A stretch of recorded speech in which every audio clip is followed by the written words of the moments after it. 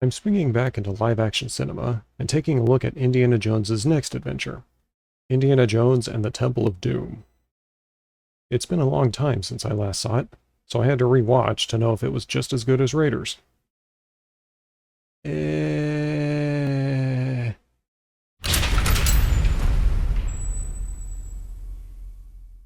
The film begins in Shanghai a year before the events of Raiders.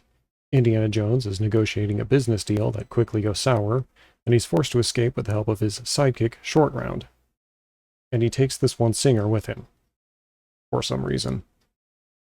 But after their pilots set the plane to crash, the trio are forced to make a hasty and implausible landing in India, where they quickly find themselves in a local impoverished village.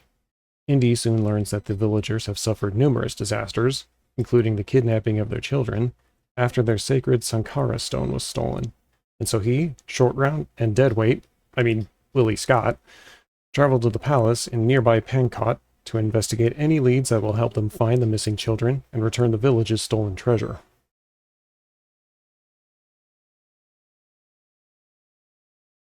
Well, this movie was certainly a step in a direction.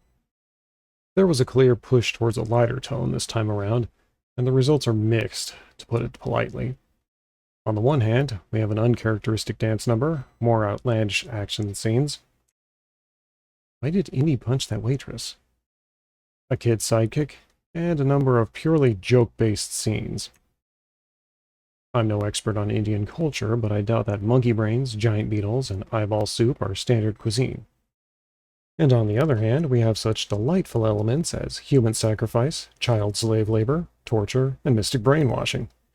Sure, Raiders of the Lost Ark had its own gruesome moments, but there was a more serious focus throughout to tie it all together. It also waited until the end for the real gore. The hard shift from light-hearted adventure to nightmarish death cult just leaves this movie feeling much more inconsistent in tone. This movie also lacks the sense of historical weight of Raiders. Or at least, that's the impression I got. Indy's pursuit of the Ark of the Covenant was driven by his purely academic passion for history, and its supernatural power wasn't fully revealed until the very end of the story. Here, Indy almost stumbles onto the village and the ensuing adventure, and the supernatural elements of the Sankara stones and the cult are made more blatant throughout the film. The emphasis on mysticism over history not only dampens the academic angle of the story, but it also makes Indy's skepticism in Raiders more implausible. And it doesn't help that, from what little I've heard, this movie offers a wildly inaccurate portrayal of Hindu practices. As negative as this all sounds, there were elements I enjoyed in the movie. For one, there's the same reliance on practical effects and sets as with the first film, outside of some obvious green screening here and there. It continues to gel with the soundtrack, still excellent as well, set the mood both for levity and suspense, and it adds the same weight and impact to the action scenes. The minecart chase was a standout in that regard. I don't imagine those tracks are set up practically for a real mine, but it made for a thrilling sequence. Performances are, mostly, solid as well. Harrison Ford spends more energy mugging for the camera this time around, but he still plays Dr. Jones as every bit the adventurer and scholar he was in Raiders, and he gives a genuinely disturbing performance during the brainwashing scenes. Ke Huy Quan is exceptional as Short Round. Kid sidekicks can easily become grating in any story, but he brings a lot of positive energy to his role as Indy's helpful aide, even if his fight scenes stretch the suspension of disbelief to the breaking point. His banter with Indy is also the biggest source of actual comedy, and his influence brings out a paternal side of his that we unfortunately don't get to see in the other films. I don't know anything about Kate Capshaw as a person. I'm sure she's very nice in real life, but Willie Scott is a severe downgrade from Mary in Ravenwood. Her experience as a singer plays no practical role in the story, so there's no logical reason for Indy to drag her along past the opening sequence. She spends almost all of her screen time complaining about her circumstances or shrieking hysterically.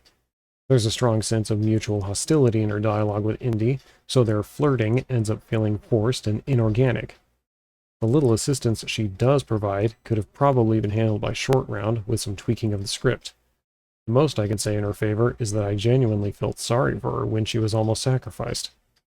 Seriously. That scene was creepy even before they opened up the lava pit. On a brighter note, we do see some good performances from the supporting cast. Roy Chow makes the most of his limited screen time as the cunning and intimidating crime boss Lao Che. David Yip is likable enough as Indy's friend Wu Han, although his screen time is too limited to properly develop their friendship. D.R. Nanayakara plays the role of the village elder with a quiet intensity that leaves a striking impression. And Roshan Seth plays the Prime Minister Chatar Lal with an affable formality, at least until his loyalties come to light. It's not the last time he gets wrapped up in a scheme for global domination, though. Seems to be an unfortunate bad habit for him. Amrish Puri makes for a seriously unsettling villain as cult leader Mola Ram, and considering the previous movie's antagonists, that's no small feat. There's no question that that group was evil, but Ram and the cult make so much more of a spectacle here. And it doesn't hurt that Puri is clearly having the time of his life playing the bad guy. But the cult's theatricality in no way detracts from their vile acts. If anything, it just adds emphasis, which makes their defeat all the more satisfying.